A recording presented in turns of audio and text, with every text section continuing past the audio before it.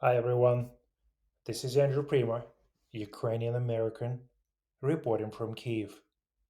In today's podcast, week 88 of Russian invasion of Ukraine, and this is the first week of November 2023. In today's podcast, we're going to talk about the Ukraine's General Zaluzhny interview for The Economist shook the world, and we're going to speak about the recent developments at the front lines. Zaluzhny gave a big interview for The Economist. There will be likely no deep and easy breakthrough at the front. The statement was made by the commander in chief of the armed forces of Ukraine, Valery Zaluzhny. He noted that the battlefield reminds him of a great conflict a century ago. Just like in the World War I, we have reached a level of technology that puts us at a standstill, the commander in chief said. According to him, a powerful technological leap is needed to get out of this impasse. The course of the counteroffensive, Zaluzhny explained, undermined Western hopes that Ukraine could use its advance to show the Kremlin that the war was unwinnable and thus change Putin's calculations, forcing him to negotiating table. It undermined Zaluzhny's assumption that he could stop Russia by bleeding its troops. It was my mistake. Russia lost at least 150,000 people. In any other country, such losses would have stopped the war, said the Armed Forces Commander in Chief. But not in Russia, where life is cheap and where Putin is focusing the First and the Second World Wars, in which Russia lost tens of millions of people. Daluzhny spoke and wrote a lot about the situation at the front for The Economist, and here's one of the few points he highlighted. It was not possible to implement plans for the offensive. During the counteroffensive, the Ukrainian army had to advance at the speed of 30 kilometers per day, breaking through the lines of the Russian defense. This is discussed in the NATO textbooks and can be calculated mathematically. 4 months should have been enough for the armed forces to reach Crimea and fight on the annexed peninsula, according to Valery Zaluzhny. And these all things that we projected didn't happen. Instead, the commander in chief watched troops get stuck in minefields and vehicles destroyed by Russian artillery and drones. He initially believed that the cause of the malfunction lay in the shortcomings of a commander's work, so he made personal changes. Later, it became more evident that this could be due to the inability of the fighters to perform their duties according to the real conditions. And after visiting Avdiivka, Zaluzhny concluded that the problem lies in technological development. On the day when Zaluzhny visited the front lines of Avdiivka village, where the severe battles is taking place now, on our monitor screens, the commander in chief watched 140 Russian vehicles burning.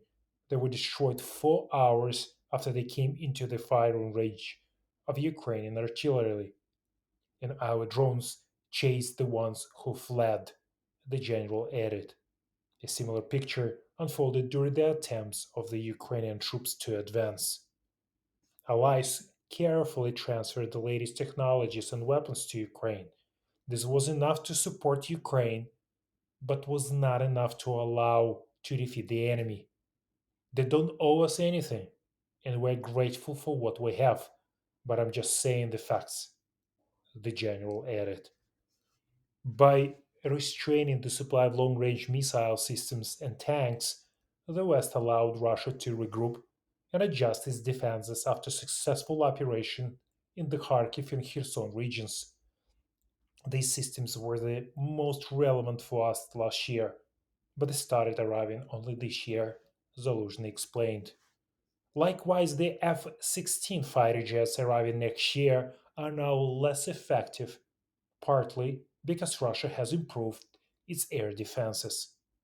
It's important to understand that this war cannot be won with the weapons of past generations and outdated methods, insists the Armed Forces Commander in Chief.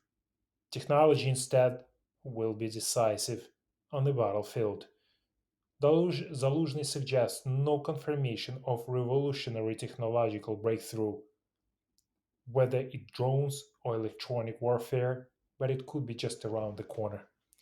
He's also sure that prolonging the war plays into Russia's hands. However, he emphasizes that Ukraine must maintain the initiative by continuing the offensive, even if it means moving a few meters a day. Now, the commander in chief is trying to prevent the war from getting stuck in the trenches, as it could drag on for years and lead to significant losses.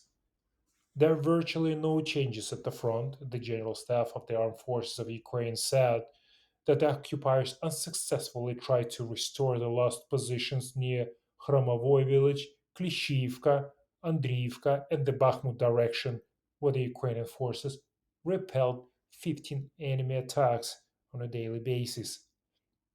Also, in the Avdiivka direction, the enemy, with the support of aviation, doesn't stop trying to surround the village, but the armed forces, according to the general staff, are firmly holding the defense line, inflicting significant losses on the Russian army. Avdiivka.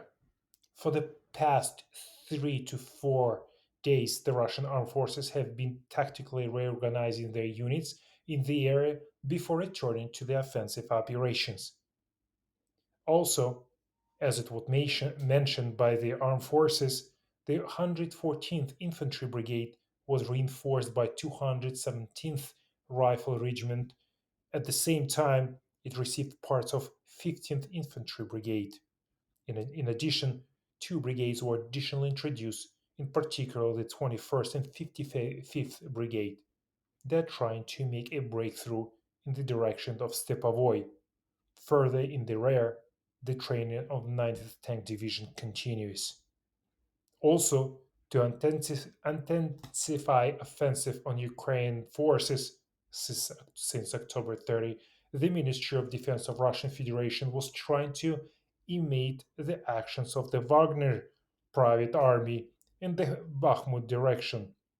They brought parts of Wagner's former units back to the front and now combined them with Storm Z units represented by poorly trained, poorly equipped convicts who were given weapons and sent to attack without adequate air and artillery support.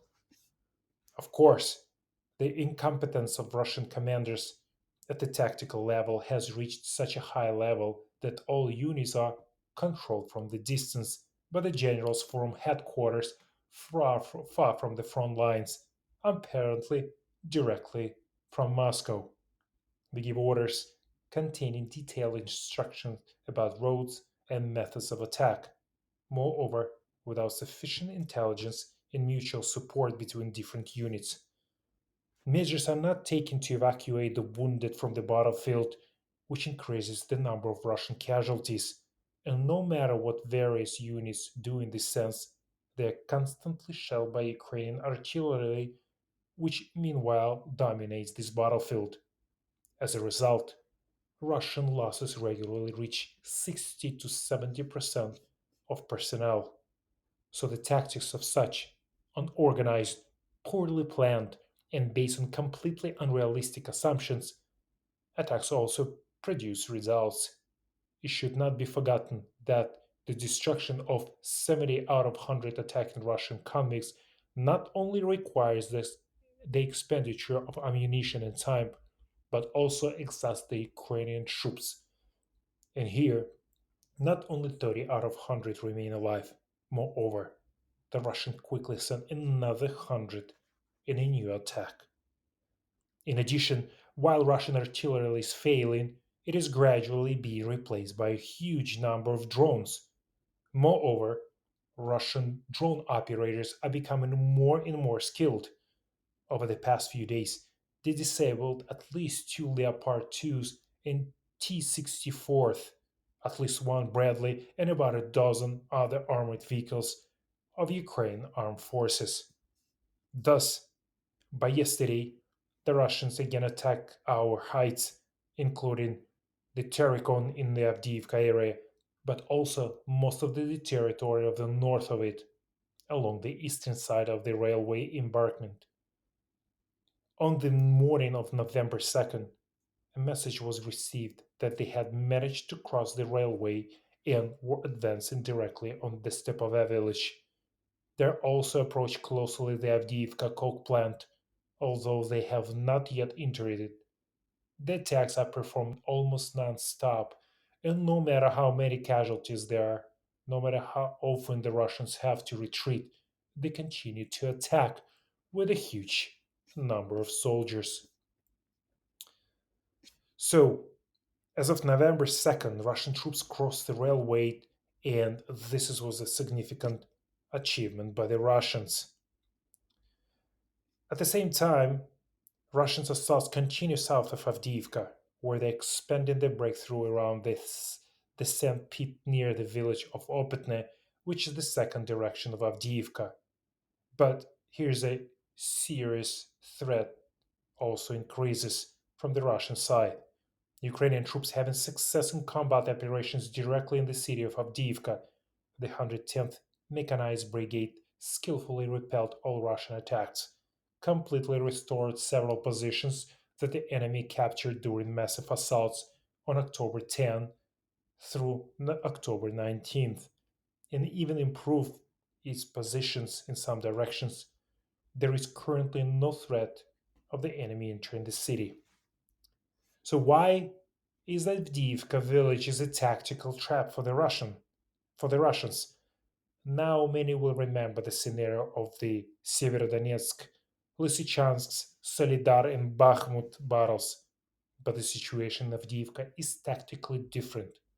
First, the 110th Mechanized Brigade demonstrates exceptional combat capability and reliably holds the city, preventing the enemy from getting a hold of the city's buildings. The enemy is advancing north and south of the brigade's positions. Secondly, our troops have much more adventurous positions in terms of tactics, and they hold the flanks of the breakthrough well. Russian troops advanced north of Avdiivka along a narrow corridor in the lowlands up to 4 kilometers wide. From this corridor, they are trying to cut out 8 kilometer wide supply roads to Avdiivka. Most of the enemy's rotations and reserves will be damaged during the advance, and the Ukrainian troops reliably hold the flanks and control the combating heights with convenient firing sectors. The Russian infantry is suffering significant losses, and it's much more difficult for the enemy to conduct an offensive and hold positions than it is for us to defend. Thirdly, if we stabilize the defense north of Avdiivka, then even in positional defense, Russian troops will suffer losses many times higher than ours. The situation near Avdiivka carries much more risk for the Russian troops than for us. Fourth, the Russian troops do not have a large numerical advantage. The Ukrainians have a significant number of people and equipment. And fifth, the Russians attacked exclusively with infantry without armored vehicles, since our troops effectively destroy the equipment and makes the enemy very vulnerable. So, what other latest developments at the front lines? So, Kupiansk, Svetove, Kremnia. Several Russian attacks have been reported in recent days, some of them quite large scale. But Russians had no serious success so far. In fact, as it has been said many times, the armed forces of the Russian Federation have lost a serious offensive potential, although they still have a lot of people and lots of weapons. The village of Vrobitne. There are few reports of resumption of Ukraine raids. At the same time, there are many testimonies confirming heavy Russian losses, but there are no signs of a new advance. As far now is a time of no roads in dirt. So, in reality, progress is unlikely in the next couple of months. Avdiivka remains the Russian main target, the main focus, the center of where everything is happening.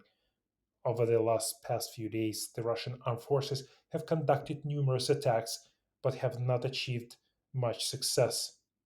So, Vugledar city, on November 2nd, the Russian launched a major attack east of the city, but it was defeated by the 7th Second Mechanized Brigade with heavy losses for the Russians. Almost 20 tanks and other armored vehicles have been destroyed. So it's not clear, was there such a dispersion of Russian forces from Avdiivka to Marinka and Vugledar, but from the point of view of the strategy, operational efficiency, and tactics, this offensive doesn't make any sense. In my opinion, it would be much more logical if the same units of the Russian armed forces were deployed to support the effort of the Avdiivka area, no matter how ridiculous they may seem. Zaporizhia region. There are there are days when I would not recommend some officers of Ukraine armed forces to approach and talk about the situation there. On one of those days when some people gather most of 128th Mining Assault Brigade in one place, and Russians have have noticed that. So basically, the 128th Mining Assault Brigade gathered in one of the villages in one of the buildings of the close to the front line uh, buildings for the inauguration of soldiers. So Russian forces saw this development from the air using drones and attacked the facilities. So as a result, 19 Ukrainian soldiers got killed and 53 got wounded. It's hard to believe. In fact, it's nothing but criminal stupidity, and the punishment for it should be appropriate. I'm furious about how would Ukrainians could underestimate such a big, big, big attack or big loss for Ukrainians. So can you imagine you few kilometers from the front line and you gathering 80 officers in the one building during the damn day? So basically, the Russian drones identified the target and successfully targeted it with the rockets. As a result, almost 80 people suffered from such attack, including 19, 20 people who got killed. Dnipropetrovsk region, heavy fighting is taking place there. The armed forces of Ukraine are trying to connect two bridgeheads, one in the Krinka area, the other one in Pishanivka Poima area. The latest developments said that Krupinki has meanwhile been completely freed from the Russians, and on the other side of the south, the Ukrainians have reached the intersection of roads E97 with T2106. There is no confirmation of this information yet. The Russians are panicking a little, but continue to counterattack, mainly from the northeast. It's noteworthy that they seem to have stopped using tanks in the air. They must have suffered too many losses in October. In general, having lost their offensive potential, all the actions of the Russian occupiers are now actually reduced to keeping what they can still keep. But since their armed forces are indoctrinated on the principle that attack is the best defense, they simply do not know anything better than to counterattack. It doesn't matter where, it doesn't matter how, they will still lose, especially under command of Putin, who doesn't care about his soldiers, who doesn't care about his people. He's the one who's using the tactic of World War II, where 21 million of citizens of USSR died because The Russian forces mainly used men, just simply throwing them at the front lines. Putin will lose and Ukraine will win with all the help with Western allies, with all the Western support and all and from all the modern world. Thank you for listening. If you like my podcast, please share with your friends.